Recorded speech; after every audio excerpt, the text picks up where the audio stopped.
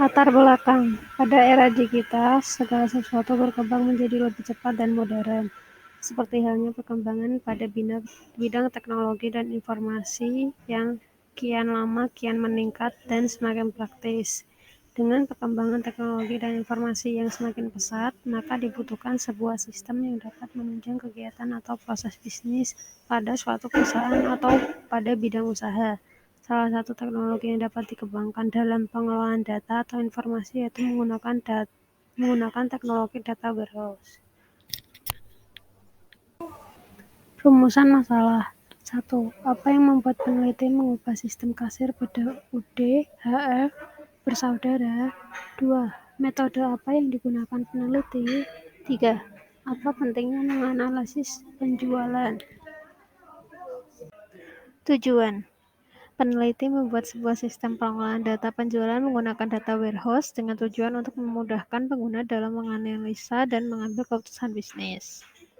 Penelitian ini menggunakan metode deskriptif kuantitatif dan menggunakan pemodelan data warehouse Kimball 4 langkah. Ada beberapa tahapan yang dilakukan seperti melakukan tahap ETL atau extract, transform, and load. Kemudian data diekstrak dengan membuat tabel dimensi dan fakta. Data dimensi dan fakta dimasukkan ke dalam database MySQL dengan ekstensi XML. Kemudian database tersebut diolah menggunakan aplikasi bisnis intelligence server dan ditampilkan pada CPVOT view. Kendala produk. 1. Banyaknya varian jamu dan kemasan pada UD/HR bersaudara, maka informasi dan data yang dihasilkan juga bermacam-macam. Sedangkan untuk pengelolaan data pada UD ini masih belum tertata sesuai kategorinya. Kedua, sistem pengelolaan datanya masih kurang, sehingga untuk mengetahui produk mana yang paling diminati dan kurang diminati, data tidak bisa dibaca atau tidak dapat dilihat. Metodologi penelitian.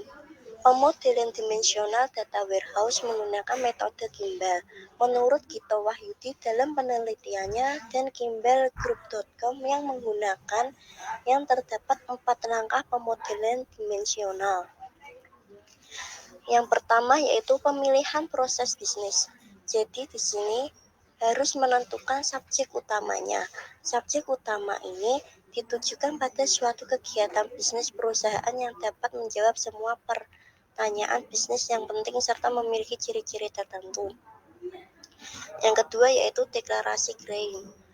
Memilih grain berarti menentukan apa yang akan diwakili atau dipresentasikan oleh sebuah tabel fakta.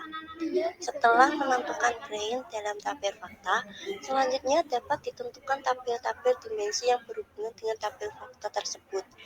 Grain pada tabel fakta juga menentukan grain tabel dimensi. Yang ketiga yaitu identifikasi dimensi. Mengidentifikasi dan menghubungkan tabel dimensi dengan tabel fakta. Dimensi merupakan kumpulan sudut pandang yang penting untuk menggambarkan fakta-fakta yang terdapat pada tabel fakta. Yang terakhir yaitu nomor 4, identifikasi fakta. Grain dari suatu tabel fakta menentukan fakta-fakta yang bisa digunakan. Pada tahap ini, tentukan measure yang dibutuhkan pada tabel fakta. Informasi apa saja yang ingin dibutuhkan.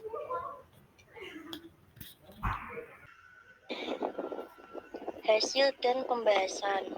Yang pertama yaitu desain pemodelan dimensional. Di sini yang harus diperhatikan yaitu yang pertama pemilihan proses bisnis, yaitu penjualan jamu. Rekapan data dari aplikasi kasir yang telah ekspor sehingga didapatkan data berekstensi XML. Kedua yaitu deklarasi grain, menunjukkan informasi penjualan jamu.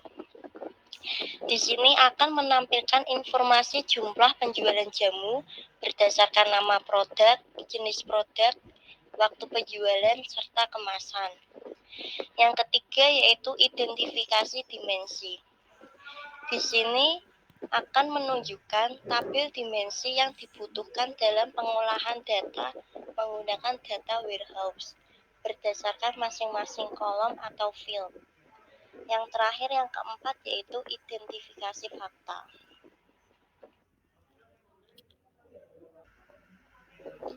Hasil dan pembahasan yang kedua yaitu ETL atau Extract, Transform, Load,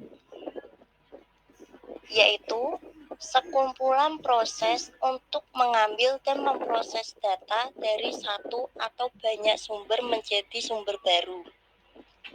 Proses transformasi data dari Microsoft Excel dalam tabel dimensi nama produk bisa dilihat di gambar 4. Transformasi dimensi nama produk menunjukkan data dari Microsoft Excel diekstrak menggunakan aplikasi Pentaho dari data integration. Kemudian data tersebut dipilih dan diambil dari data tabel nama produk yang diekstrak selanjutnya dimasukkan ke dalam tabel dim nama produk. Untuk transformasi ke dimensi jenis produk, menunjukkan data dari Microsoft Excel diekstrak menggunakan aplikasi Pentaho Data Integration, kemudian data tersebut dipilih dan diambil dari tabel jenis produk yang di Microsoft Excel selanjutnya akan dimasukkan ke dalam tabel dimensi jenis produk.